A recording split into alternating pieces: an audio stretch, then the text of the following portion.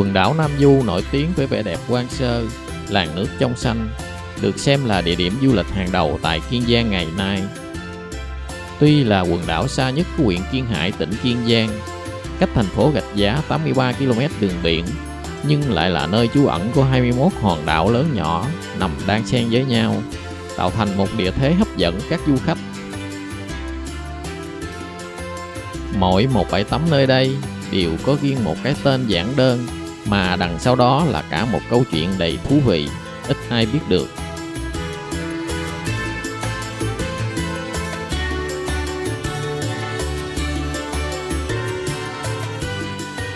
Bãi Cây Mến là một vùng vịnh đẹp với diện tích 600 m², nằm gọn trong lòng vịnh Thái Lan.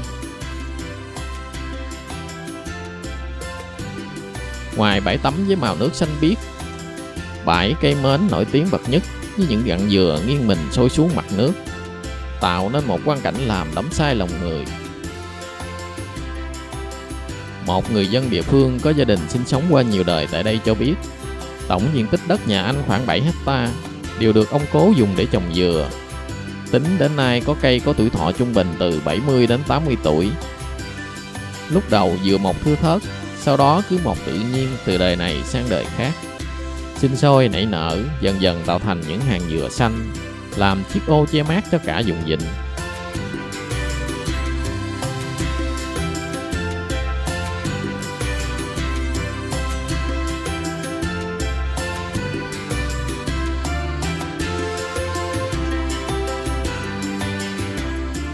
Bãi Ngự nằm ở phía tây Củ Chon, nổi tiếng với giai thoại về vua Gia Long. Người ta kể lại rằng, xưa kia trên đường qua Sim xin viện trợ, vua Gia Long đã dừng lại nơi đây để nghỉ chân. Kể từ đó, mọi người gọi khu vực này là Bãi Ngự, nhằm nhớ đến dịp năm xưa khi vua ngự giá nơi đây. Điều khác biệt của bãi tắm này chính là vào mùa khô, ở đây không hề thiếu nước ngọt, trong khi các bãi khác thường hay gặp phải vấn đề thiếu nước ngọt trầm trọng. Dân địa phương còn cho hay, tại Bãi Ngự có một chiếc giếng luôn đầy nước. Họ kể rằng sau khi vua hạ giá đến đây, người ta đã cho đào nó và đặt tên là giếng vua.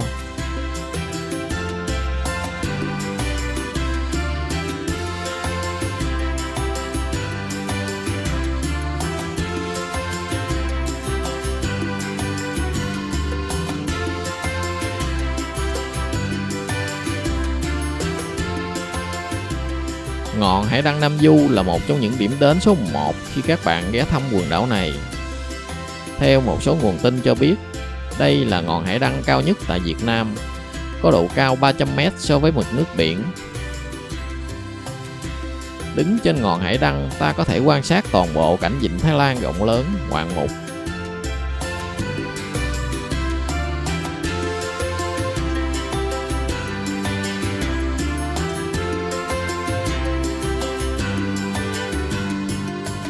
Bãi tắm được cho là thú vị nhất, hấp dẫn nhất của quần đảo chính là bãi chướng. Tại đây bạn có thể trải nghiệm đủ cảm giác của một bãi tắm hoàn hảo như người ta vẫn tả. Biển xanh, cát trắng, nắng vàng cùng hàng dừa xanh mướt. Trong bầu không khí trong lành, ta hòa mình vào làn nước mát lạnh. Trên hết là có thể ngắm nhìn từng hạt cát dưới chân xuyên qua lớp nước trong vắt.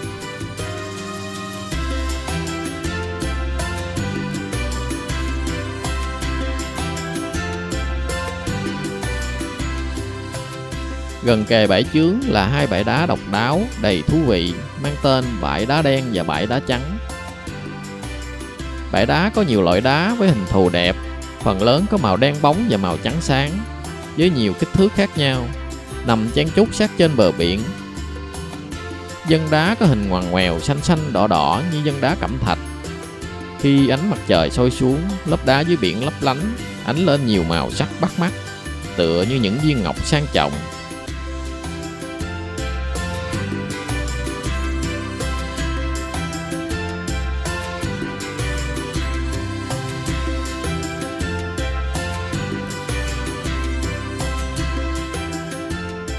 Hòn Ngang là nơi có sóng im nhất tại quần đảo.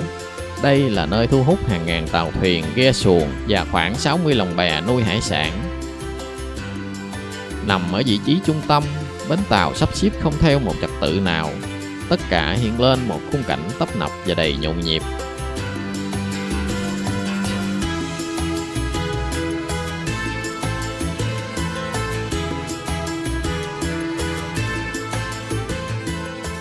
Đến với hòn đảo Quan Sơ thơ mộng này, du khách thường hay chọn hòn hai bờ đập để làm nơi tập trung dựng lều, đốt lửa và cắm trại.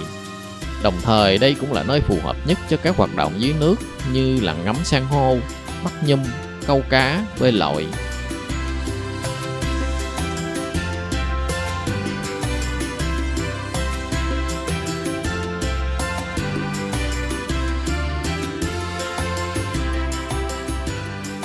Câu mực đêm Nam Du là một trải nghiệm phải thử một lần khi đến Nam Du. Chuyến câu mực tại Nam Du bắt đầu từ khoảng 7 giờ đến 8 giờ tối. Tàu dỡ neo ra khơi. Ra khơi khi màn đêm buông xuống tại Nam Du rất tuyệt. Có lẽ còn gì thú vị bằng thả hồn vào trời nước mênh mang và gió lộng của biển cả. Xa xa lấp lánh ánh đèn của các tàu câu bạn làm cho không khí sôi động hẳn lên. Mồi câu mực bên nhà tàu sẽ chuẩn bị sẵn. Thường mồi câu mực là mồi tôm hay cá nhựa đủ màu bắt mắt. Tôm thường nhạy hơn cá. Cần câu mực có loại cần dài và cần ống dây. Điểm đặc biệt quan trọng là các bạn phải rửa mồi mực thật sạch hoặc thay mồi mới, vì chất thịt hay chất mực dính vào mồi cũ sẽ làm cho những con mực khác không ăn mồi. Các địa hình câu mực còn tùy theo thời điểm của các vùng biển. Đa phần là câu đêm, đặc biệt vào các ngày trăng tròn và sáng trăng. Thời điểm câu theo mùa, có những nơi có thể câu từ tháng 3 đến tháng 5, tùy theo vùng biển của mỗi vùng miền. Có những nơi câu rất tốt từ tháng 9 đến tháng 12. Ngoài những cảnh đẹp của thiên nhiên mây nước, Nam Du còn là nơi mà du khách có thể thưởng thức các loại hải sản tươi ngon, hấp dẫn.